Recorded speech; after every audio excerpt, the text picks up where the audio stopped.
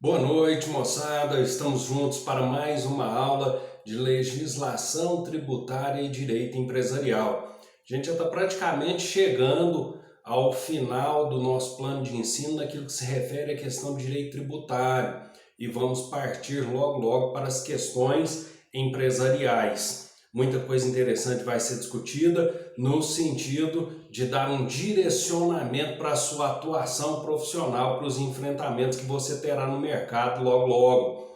A gente sabe que a perspectiva nesse momento não é das melhores, entretanto, para quem se prepara, com certeza sempre haverá oportunidades no mercado. É questão de saber explorar e, é lógico, de estar constantemente se atualizando. Nós, com certeza, teremos uma série de medidas de natureza econômica que serão implementadas no período que sucederá essa pandemia por coronavírus, que tem afetado praticamente a totalidade dos segmentos comerciais e industriais. A coisa não está fácil realmente para ninguém. E no âmbito tributário, a coisa não é fácil para quem arrecada menos. Você já imaginou, por exemplo, se as prefeituras, se os municípios fossem obrigados a sobreviver apenas com as receitas decorrentes da sua arrecadação, daqueles impostos que são de competência dos próprios municípios? Com certeza muitos não teriam condição sequer de existir. Municípios menores arrecadam muito pouco de suas fontes próprias, aquelas que são arrecadadas por força da competência legislativa que é atribuída e pela autonomia de cada ente constitucional. Quais são os entes constitucionais mesmo? Nós já falamos isso em sala de aula. Nós temos a União, que representa o governo federal, temos os estados, temos os municípios e temos o Distrito Federal. Cada um desses entes constitucionais tem suas competências tributárias fixadas por lei. Muitos de vocês já estão lá na frente, já sabem exatamente como que funciona cada detalhe inerente à questão tributária, inclusive a questão das alíquotas e formas de cálculo. Aqui na disciplina o que nós buscamos trazer é o fundamento teórico. Para que servem esses tributos? De que forma eles funcionam? Não é verdade? Essa sustentação teórica é necessária ao exercício da prática no nosso cotidiano das atividades profissionais. Então, nós vamos dar continuidade hoje, vamos falar um pouquinho sobre a questão da repartição constitucional das receitas tributárias. Embora nós estejamos diante de um Estado no qual a autonomia dos entes federados para a consecução das atribuições constitucionais decorre essencialmente da preservação da sua autonomia financeira, nós sabemos que, para muitos municípios e estados, a sobrevivência apenas com recursos decorrentes da captação de recursos, fruto de tributos que são de sua autonomia, criar, gerir, arrecadar, enfim, tributos que são de disposição dessas instituições, não seria possível sobreviver. Então nós temos uma previsão constitucional de repartição de receitas. Isso é uma forma de compensar as desigualdades econômicas. É uma maneira de tentar equilibrar um pouquinho as contas entre aqueles que têm uma arrecadação elevada e aqueles que têm arrecadações que não são suficientes para a sua sobrevivência.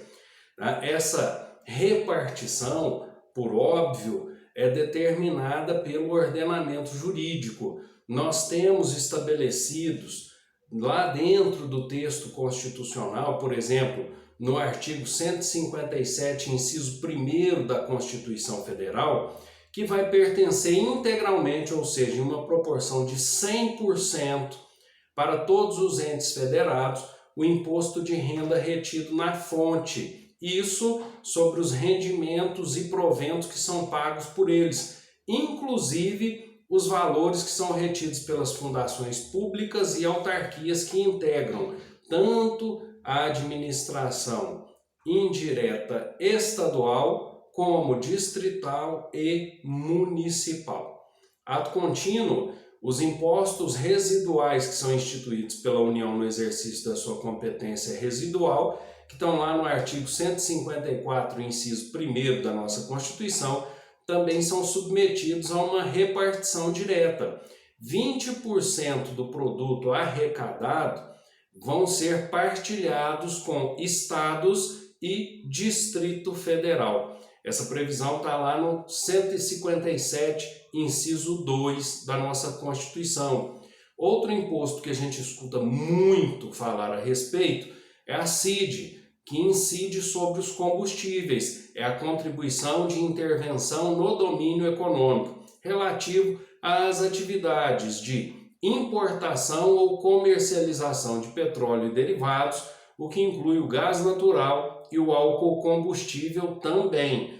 Isso segundo o artigo 177, parágrafo 4º, inciso 2. Os estados devem entregar aos municípios 1/4 do valor arrecadado, ou seja, 25%. Já no que concerne a repartição direta da União com os municípios, verifica-se também um repasse de 50% da arrecadação do ITR.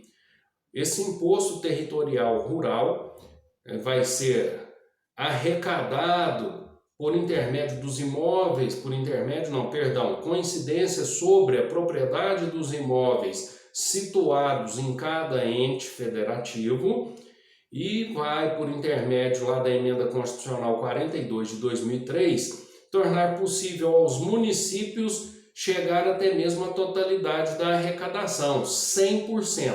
Isso caso os municípios optem por fiscalizar e cobrar o tributo. Isso vai depender de um convênio que está previsto pelo artigo 1º da Lei 11.250 de 2005, e a regulamentação é dada pelo artigo 7º e seguintes da Instrução Normativa da Receita Federal Brasileira, número 919/2019. Outro imposto que nós também falamos sobre a questão da repartição tributária constitucional, falamos em sala de aula, é o IPVA, o Imposto sobre Propriedade de Veículos Automotores. Os veículos licenciados nos respectivos territórios de cada municipalidade, conforme a previsão do 158.3 da Constituição, bem como 25% do produto da arrecadação do ICMS. Qual é o ICMS mesmo? O Imposto de Circulação de Mercadorias e Serviços, está previsto lá no 158, inciso 4. Então, 50% do IPVA e 25% do ICMS devem ser destinados aos municípios. São tributos cuja competência está na área do Estado, mas que devem ser compartilhados com aqueles entes federativos nos quais ele é arrecadado, ou seja, nos municípios. Nós vamos ter aí, então, eu relacionei alguns aqui para a gente poder estar falando rapidinho a respeito, né? Eu relacionei também esses tributos, só esse resuminho aqui para você ter os casos de repartição indireta dos tributos da União em favor dos estados, Distrito Federal e municípios, que são delineados pela Constituição Federal na forma de fundos de participação. Primeiro, Fundo de Participação dos Estados e do Distrito Federal, o FPE. Ele é composto por 21,5% do que é arrecadado pelo imposto de renda. Lógico que aí nós temos que lembrar daquela exceção que nós falamos mais no início dessa aula de hoje, que são as receitas retidas na fonte por esses entes estatais. Temos também, dentro do universo do Fundo de Participação dos Estados e do Distrito Federal, o Imposto sobre Produtos Industrializados, o IPI. Previsão está lá no artigo 159, inciso 1º, a linha A. Outro que é mais comum, que nós vamos escutar falar mais e que é extremamente necessário para a sobrevivência, principalmente dos pequenos municípios, das pequenas cidades, onde a realidade arrecadatória é bem diferente daquela verificada aqui em Uberaba, vai ser o Fundo de Participação dos Municípios, o FPM. Ele é formado por 22,5% daquilo que se arrecada pelo imposto de renda, mais uma vez excluídas as receitas que são retidas na fonte por cada ente, e também do imposto sobre produtos industrializados, isso conforme a previsão do artigo 159, inciso 1º, a linha B. Temos também o Fundo das Agências Regionais de Fomento, a FARF, formado por 3% da arrecadação do imposto de renda e do imposto sobre produtos industrializados. Esse fundo se destina ao financiamento do setor produtivo nas regiões Norte, Nordeste e Centro-Oeste por intermédio de instituições financeiras de caráter regional.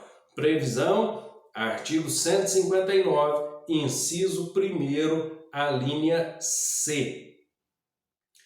Fundo de compensação à desoneração das exportações.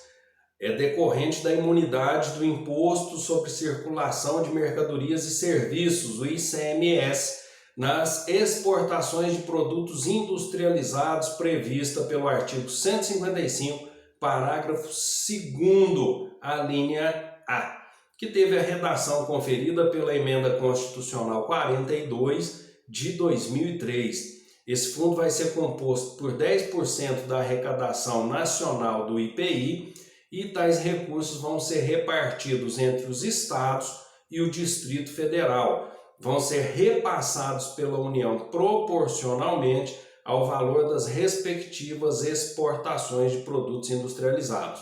Ao seu turno, desse valor que recebem, os estados repassarão 25% aos municípios, obedecendo aos mesmos critérios de repasse fixados para o ICMS.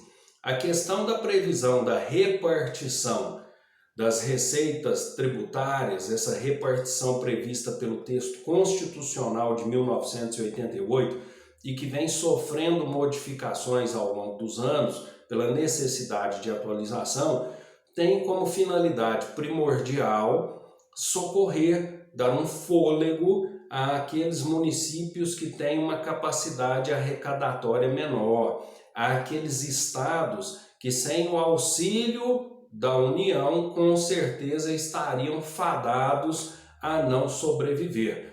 Sem essas receitas, sem o compartilhamento dessas receitas tributárias arrecadadas pela União e arrecadadas também pelo Estado, sem qualquer contrapartida para os municípios, haveria uma inviabilização completa de investimentos. O montante arrecadado com a tributação municipal é muito inferior àquilo que se precisa para sobreviver. Cidades médias como Uberaba, aquelas intermediárias entre o médio e o grande como Uberlândia, e cidades grandes como a São Paulo, com certeza têm mais condições de sobreviver com aquilo que arrecadam. Mesmo assim, nós teríamos uma significativa perda de qualidade de vida desses munícipes.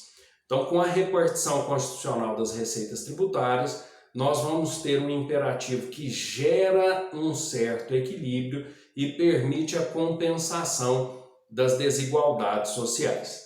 Belezinha? Esse resuminho em relação aos últimos tributos que nós citamos aqui e a repartição indireta das receitas tributárias estão lá no item conteúdo. Quando você abriu a sala de aula e clicou no link para ser redirecionado aqui para o canal. Outra coisa que eu preciso conversar com vocês é a respeito da nossa forma de avaliação para a segunda etapa. Como todos sabem, nós estamos num período ainda de muita inconsistência em relação aos destinos do calendário escolar. Enquanto nós não tivermos um posicionamento de cura, uma vacina ou de um status de controle pelo Ministério da Saúde, com certeza nós não devemos ter uma retomada de aulas presenciais. Nós vamos estar submetidos a uma situação que nós não temos controle, nós precisamos esperar que algo aconteça. Infelizmente, todos nós temos que superar esse desafio. E aquele planejamento de avaliação que nós havíamos feito lá no início das aulas para durar todo o semestre acabou caindo por terra.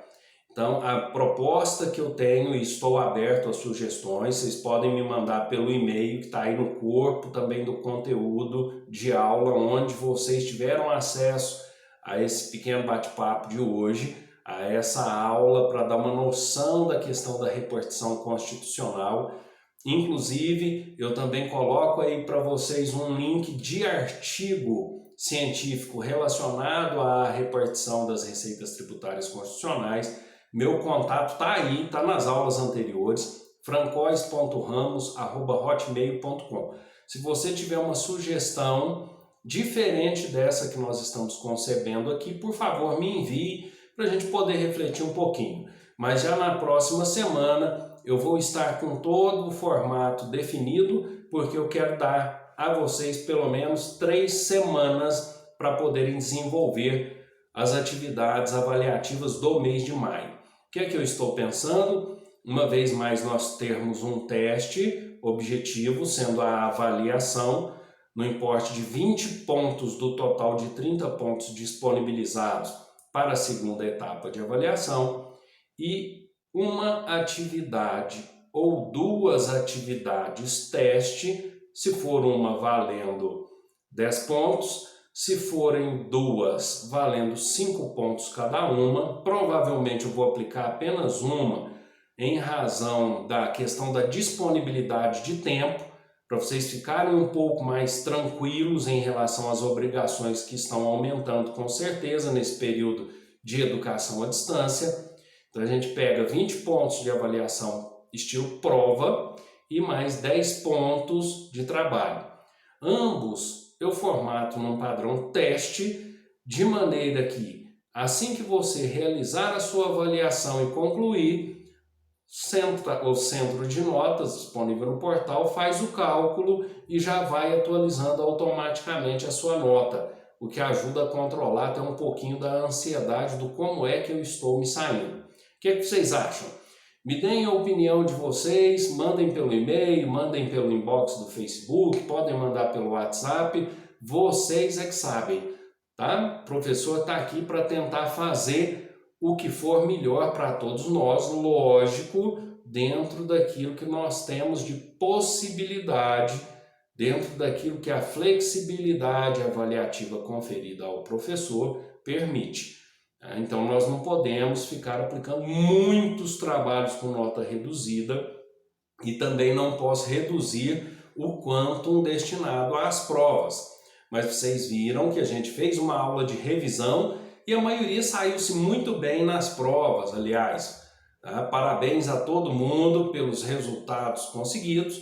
Então, dedicou um pouquinho, podem ter certeza que tudo vai dar certo e a gente chegará ao final do semestre com todo mundo sendo aprovado, se Deus quiser.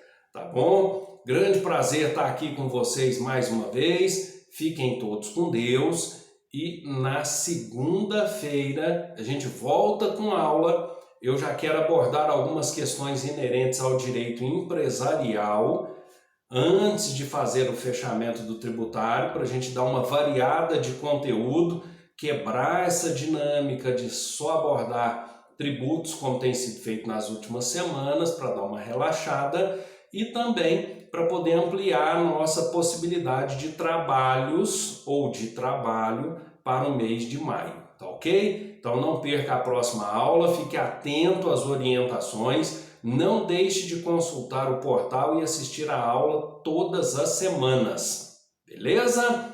Grande abraço, fiquem todos com Deus.